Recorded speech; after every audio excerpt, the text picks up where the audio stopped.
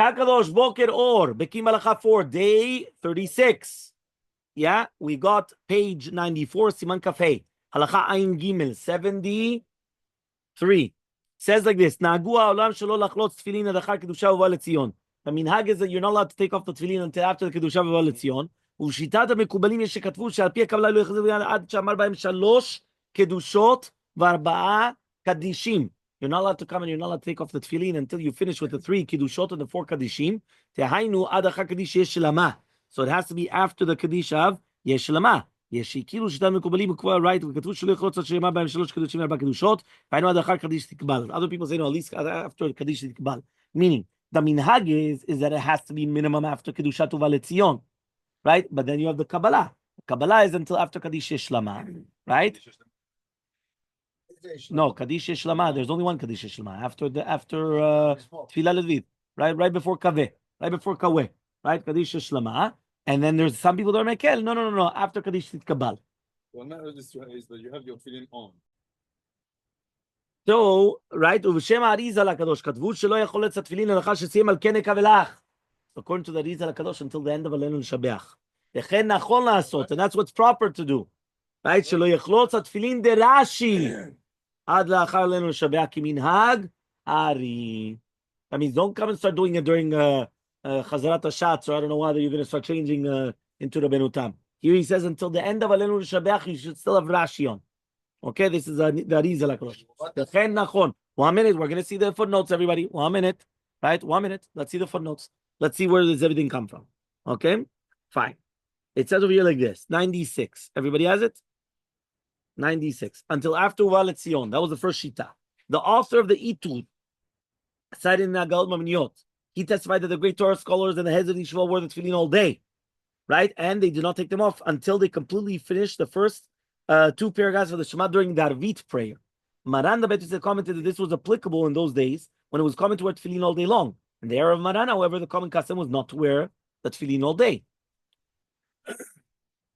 No. According to the Kabbalah, after Shekiah, you shouldn't be wearing tefillin. According to Halacha, you're allowed to. That's why we keep on the tefillin, even as long as we did the beracha beforehand, you're allowed to keep them on until afterwards. But in Pia Kabbalah, there's a mystical reason that you shouldn't have. Right, there's a whole thing. Right, that you're not supposed to have. Until Which no. What do you mean? No, the halacha, yeah. No, as long as you put it on beforehand, there's no problem. Even later. Yeah. Again, obviously they're not after, but you do it anyway. We always take it off during the Tanit, anyways, during Ben Hashvashot. Okay. The response of Binyamin Zev cited the verse "Vayavor Malkam Lifneim Vashem Rosham." The king went in front of them with the God ahead of the procession. The king here refers to the Torah scroll, while the term God refers to the Tefillin. Okay, so he says Vashem Berosham. Hashem is on their heads. How is Hashem on their heads? The tefillin. So while the Torah scrolls are in front of you and they keep the tefillin in your heads, this is the place only when the Torah is reading. On other days, the term their king refers to Kiddusha Vava Letzion. This, the author exclaimed, is a wonderful source for the custom mentioned in Vetis there, that you don't take off the tefillin until after Vava Letzion, because it's Kiddusha, it's a Kiddusha. So therefore, you're going to do it after the Kiddusha. Maran also cited this pasuk, but only as a source for keeping one's tefillin on days where there's a Torah reading. Apparently, Maran did not consider the Kiddusha to be considered their king. Meaning Kiddusha is not a king. So because of that, even though it's a whole thing about that, is Kiddusha king or not? There's Keter, there's this, okay, fine. What about after Kaddish Shlama? Who says that? So it says the Ramah rule that one should not take off the tefillin until after listening to the end of the Kaddish Shlama. And his Darkei Moshe, he said it Petach Enayim. Explaining that one should not take off the tefillin until one recited the Kiddusha 3 times, based on Kabbalistic reasons. He added that some recommended wearing it until hearing the Kaddish 4 times, and this is into the letters of the Shin on the tefillin Shalosh. Shalosh. On Tefillin Shalosh, you have 1 Shin with 3 heads and 1 with 4 heads. The 1 Shin with 3 heads, Shalosh Kedushot. The 1 Shin with 4 heads, Arba Kadishim. Capish? That's why you're going to have 3 Kedushot and 4 Kadishim. Okay? Okay. The Ramah added that he personally observed this practice. So the practice of the Ramah was based upon this concept until after Kaddish Shlama. What about Kaddish Titkabal?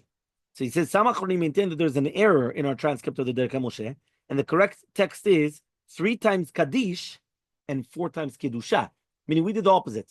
We did 3 Kiddushot and 4 Kaddishim. So you need Kaddish Yeshlama. But what about its opposite? Maybe it's 4 Kiddushot and 3 Kaddishim. they explain the Barechu is considered a Kedusha. Yeah? One more time. How many Kedushot do you have in a day? You have Kedusha of Yotzer Or, right? Kedusha of Yotzer Or. Kadosh, Kadosh, Kadosh, Baruch Adonai Mikmo. Kedusha of Yotzer Or. Nagdishach, Kedusha of the Amidah, of the Chazarat Hashatz. Kedusha of Oval Etzion. That's 3. According to this Shita, right, what we're saying is that Barechu is also a Kedusha. So if Barechu is the Kedusha, so it's 4 Kedushot. Barechu will be right before. So he says it's the Dvar Shebi Kedusha. So therefore, according to this opinion, it's permissible to take off the tefillin after Kaddish Tit Kabal. But if you only need 3 Kaddishim, so you already have 3 Kaddishim. You have Kaddish, right, of the Al Israel, right, the Kaddish of the Korbanot. You're going to the Kaddish of Sheikh Tzibur, the Kaddish of Ashrei, and then right after the Kaddish Tit Kabal. Unless you're going to say the Kaddish of the first one doesn't count, whichever one it is. He says like this. Rav Shlomo Zalman Auerbach ruled that if someone was still saying Amidah when the congregation recited Kiddusha, and he was only able to listen to the cantor but not respond to Kiddusha himself, it still counts for him as 4 times Kiddusha. This being the case, such a person can rely upon this if he has the knowledge that he knows the Kiddusha on behalf of the people who cannot respond to verbally. If he's not, those who are listening cannot fulfill their obligation of Kiddusha. Meaning, if you have a chazan that he doesn't know what he's doing, and he's not having kavanah to fill those people that are in the middle of the Amidah, so therefore you're not Yitzeh Chovah, the Kiddusha. Okay, but what about the Arizal HaKadosh? So the Arizal HaKadosh, he says, until one completes the passage of Al Kene Kavelach. So what does that mean? In Shara Kavanot, the Arizal taught that one must recite the entire Shachri prayer while wearing tefillin, and not take them until they finish Al Kene Kavelach. This is in the Magen Avraham, Yarabah Nadur Achronim. That Rav Chida commented that although until after Leilun Shabbat. So he says that Rav Chida commented that even though his grandfather Rabbi Avraham Azulai wrote that according to the Arizal HaKadosh, one must then take off the tefillin until after saying Leilun Shabbat. This really means Al Kene Kavelach. Meaning, don't say that it was until half of the passage; it's until the end of the entire Leilun Shabbat. To prove this, he cited also Mekor Chaim Kohen that one must take until after Vayasham till the end of the Mamash until the Leilun Shabbat. And this is also the consensus of the Acharonim, including the Ben Ishchai, Chesel Alafim, Kav Chaim Falach, and Kav Chaim Sofer. So you have all the Acharonim until when? After Al Kene Kavelach, until the end of the Mamash. Okay, but until the end, very good. What about now the Arizal's instructions, right, that they're going to be recommended? Yeah, so he says like this: the Rishon LeZion highly recommended observing the instructions of the Arizal in this manner. Although Maran Shulchan Aruch stated that the common custom taken off after Kedusha VeLetzion, it's always better to follow the Arizal's instructions. Furthermore, Petach David deduced from the language Shulchan Aruch that Maran agreed that one should keep them on until the very end of Shachrit. He didn't say that he just said the common custom take them off. But really, Be'emet, the common custom is not to take off the tefillin until after. This implies that it's best to do it until later on, right? But nowadays, you know how some people are going to be hurrying to work or things like that. So that Rav Chida cited his great grandfather, saying that even those who have knowledge of the Kabbalah should also, that means even if you don't know anything about Kabbalah, you should still do the Arizal HaKadosh's instructions. For these, until after Alenu. He said, for these actions produce their effect in heaven as the person does not understand how they work. Some people in Smyrna during the times of the author of the Petah leader argued that it's best to take on as soon as possible. Right? Why?